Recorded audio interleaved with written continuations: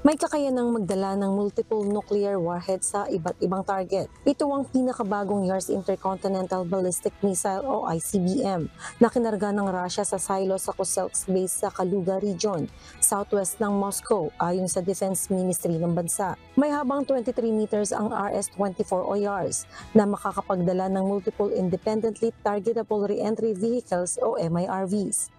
Samantala, plano rin ng Russia na makapaglunsad ng 7 ICBM sa taong 2024 ayon sa Russia's Strategic Missile Forces. Kinakailangan lamang magbigay ng 24 hours notice ang Russia sa Estados Unidos at vice versa bago isagawa ang launches. Ang Russia ang may pinakamalaking arsenal ng nuclear weapon na sinundan ng US. Sinasabing kontrolado ng dalawang bansa ang 90% ng nuclear weapons sa buong mundo. Sa kasalukuyan, tinatayang mayroong 5,889 nuclear warheads ang Russia, habang ang US naman ay mayroong 5,244 ayon sa Federation of American Scientists. Sinasabing ang dalawang bansa ay mayroon ng nasa 1,670 strategic nuclear warheads na nakadeploy. Early Briones, UNTV News and Rescue. Diyos ang aming sandigan, serbisyo publiko ang aming pinahahalagahan.